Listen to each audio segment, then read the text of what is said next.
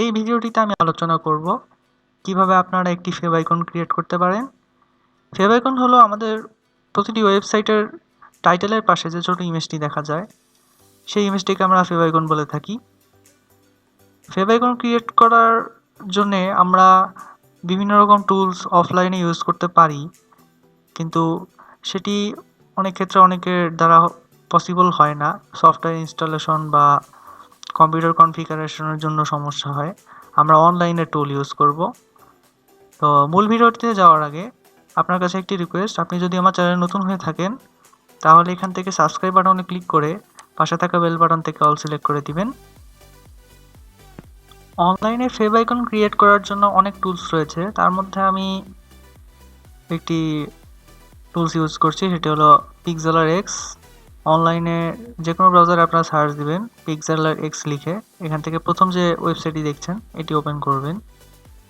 Open করার পর আপনারা এই সাইটে চলে আসবেন। এখানে লেফট সাইডে যে অপশনগুলো দেখছেন এখান থেকে ক্রিয়েট নিউতে ক্লিক করবেন।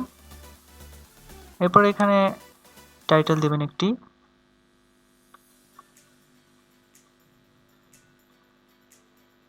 এরপর এখানে আমি 32 ওয়াইড এবং 32 হাইটের একটি স্কোয়ার সাইজের ইমেজ ক্রিয়েট করব। সেজন্য আমি এখানে ওয়াইড এবং হাইট দুটিতেই 32 দিয়ে দিয়েছি। এরপর এখানে আমি ব্যাকগ্রাউন্ড সিলেক্ট করব। এটি ওপেন করে আমি এখান থেকে ব্যাকগ্রাউন্ডের কালার সিলেক্ট করে নিচ্ছি। আমি এখান থেকে হোয়াইটই রাখছি। এরপর এখানে আমি ক্রিয়েটে ক্লিক করব। এখন এখানে আমি আমার ওয়েবসাইটের টাইটেলের প্রতিটি ওয়ার্ডের ফার্স্ট লেটার হিসেবে আমি ফেভাইকনে দিয়ে দিতে পারি। সেটির জন্য আমি এখানে টেক্সটে ক্লিক করব। এরপর এখানে আমি সেটি অ্যাড করে দিচ্ছি। এখান থেকে আমরা অ্যাট ফার্স্ট সাইজ পরিবর্তন করব। এখানে আমি 16 দিয়ে দিচ্ছি। এরপরে আমি এখান থেকে কালার চুজ করব। কালার হিসেবে আমি ব্ল্যাক দিয়ে দিলাম। এরপর এখান থেকে আমি ফন্টও চেঞ্জ করতে পারি। আমি এখানে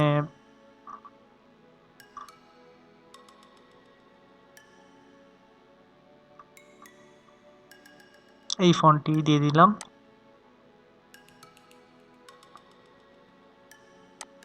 এরপরে এটি আমি সেন্টারে নিয়ে যাব। সেন্টারে নেওয়ার পর এরপরে আমরা এখানে আরও অনেক কিছু অ্যাড করতে পারি। যেমন এখানে আমরা অ্যাড এলিমেন্টে গিয়ে এখান থেকে আমরা বর্ডার অ্যাড করতে পারি। আরও অনেক অপশন আছে, এখান থেকে আপনারা দেখে অ্যাড করে নিতে পারেন। কিছু প্রিমিয়ার অপশন আছে, কিছু ফ্রিতে পাবেন। আমি এগুলা অ্যাড করছি না, আমি জাস্ট এখান থেকে সেভ বাটনে ক্লিক করব। এরপর এখান থেকে আমি পিএনজি সিলেক্ট করে ডাউনলোডে ক্লিক করব। এখন আমি এখান থেকে রাইট ক্লিক করে ইমেজটি ওপেন করছি।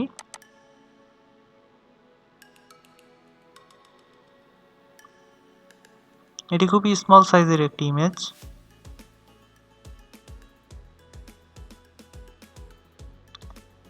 এটি আপনারা ব্লগারে অ্যাড করার জন্য ব্লগারের ড্যাশবোর্ডে লগ ইন করবেন।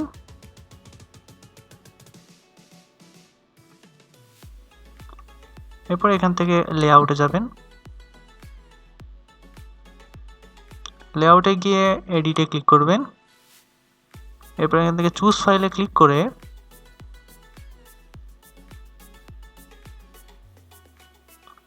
আমি এখান থেকে ফাইলটি সিলেক্ট করে নিচ্ছি। এরপরে সেভে ক্লিক করব।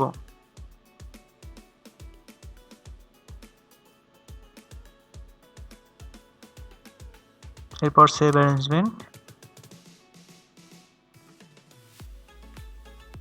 এখন যদি আমি রিলোড দেই, এটি আপডেট হতে একটু সময় নেয়, তো আমাদের এটি আপডেট হয়ে গিয়েছে। এবার আপনারা একটি সিম্পল ফেভাইকন অ্যাড করতে পারেন আপনাদের ওয়েবসাইটে। আমি এটি ব্লগারের ক্ষেত্রে অ্যাড করেছি, আপনারা ওয়ার্ডপ্রেসেও অ্যাড করতে পারেন। তো আজকের টিউটোরিয়াল এই পর্যন্তই। পরবর্তী টিউটোরিয়ালে আমরা অন্য কোনো একটি বিষয় নিয়ে আলোচনা করব।